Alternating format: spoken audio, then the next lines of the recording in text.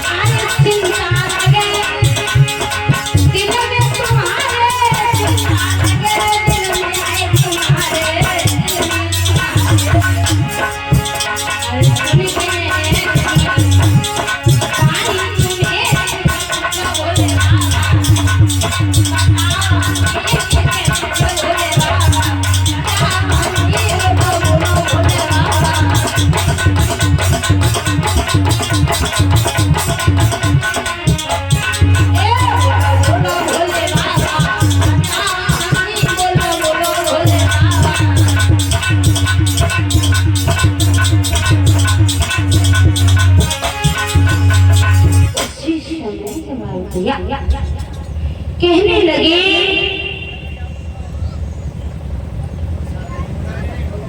और कहने के बाद भोले बाबा ने कहा, उसी समय और भोले बाबा ने कहा, पार्वती जवाब दिया, कहो। भोले बाबा बोले,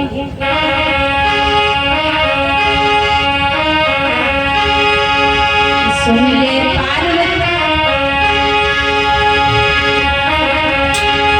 जवाब दिया है पार्वती, तू सुन ले बात हमारी, वो पार्वती सुकुमारी, सुन करके ऐसी कहानी मेरी बहन ने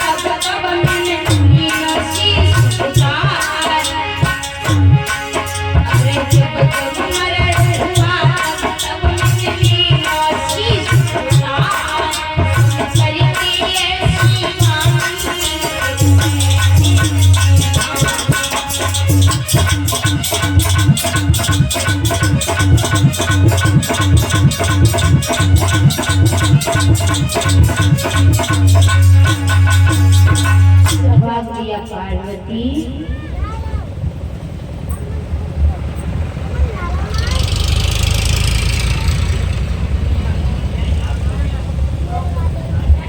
और ये श्रीमान विष्णु दूधिया जो डोकेरी से आकर के टेंट हाउस ये मुझे 51 रुपए देकर हमारा सम्मान करते हैं।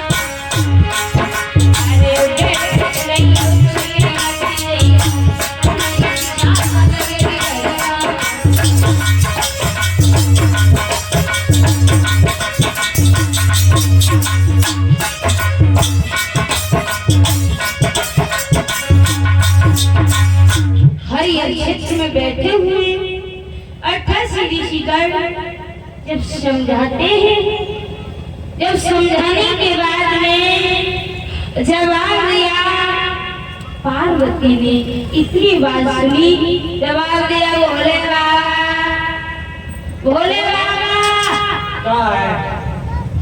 अब देखो पार्वती ने जवाब भोले बाबा, और भोले बाबा बोले क्या बताओ ना। पार्वती बोली भोले बाबा अब ऐसे करो, हमने इतने दिन जन्म लो और तब तुमने शीश उतार के पे गले में डालो। अब तुम ऐसे करो के हम नहीं मरे।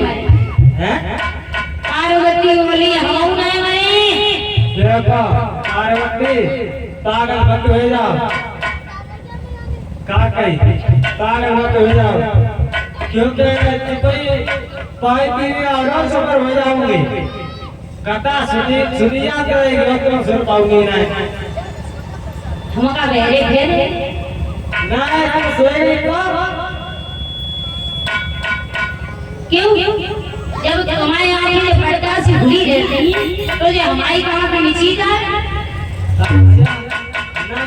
चलो उसी समय भोले बाबा से बात कही पार्वती ने, तो भोले बाबा ने कहा कोई बात नहीं, अगर नहीं मानती हो। उसी समय भोले बाबा बोले पार्वती अबेहू टाइम है, समय अबेहू है, और अगर तुम हमारी बात को अगर मान जाओ तो अब वो देर ना है भाई। उसी समय पार्वती नहीं मानी, बोली ना सो तो हम कथा सुनेंगे। भोले बाबा बोले अमर भक्त की अमर कथा सुनी जाती है। जवाब दिया महाराज हम जरूर सुनेंगे, हम माने नहीं काऊ को कैसे। पार्वती भोले बाबा ने साथ में लो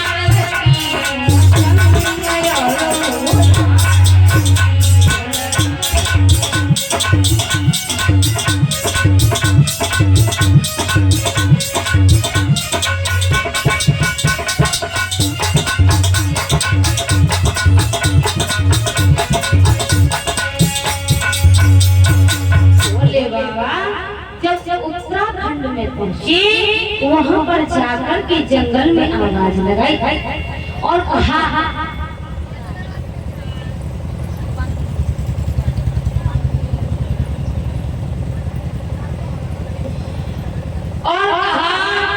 इस वन को निर्जन वन कर दो, इसमें जीव जंतु पक्षी ना रहे, ऐसा कीजिए। उसी समय जो इतनी बात सुनी, अब भोले बाबा ने अग्नि देव को बुलाया और अग्नि देव ने उस वन को निर्जन वन कर दिया। जब निर्जन वन किया, उस जंगल में जीव जंतु कुछ नहीं रहा। अब पार्वती को एक पर्वत के नीचे जब बिठाया और कहा, पार्वती पार्वती क्या कहते हो देखो, हाँ यहाँ पर तुम और हमारे सिवाय तीसरों कोई ना है। और देखो, हम कथा सुनाएंगे और तुम कथा सुनोगे, और हम जब कथा सुना रहे हैं तो हमारी हर बात को तुम्हें जवाब देना पड़ेगा। जवाब का मतलब हम करा देना। ठीक है स्वामी। उसी समय जब पार्वती ने इतनी बात सुनी,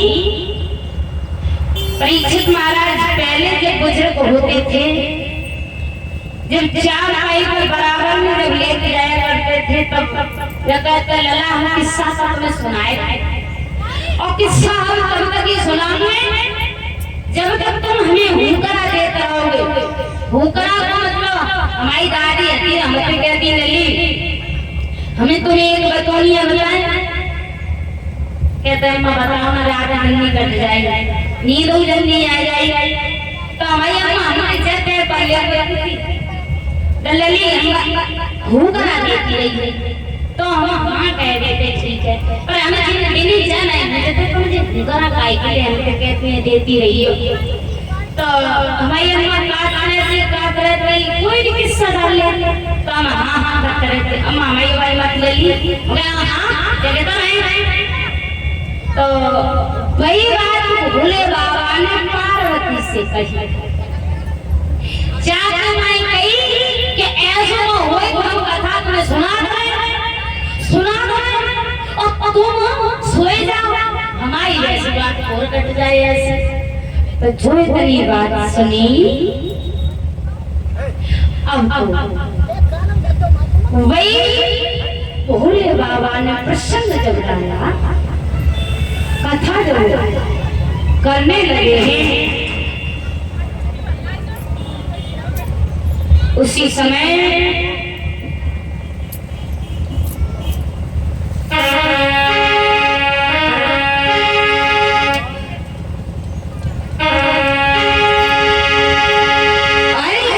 उत्तराखंड में लगाया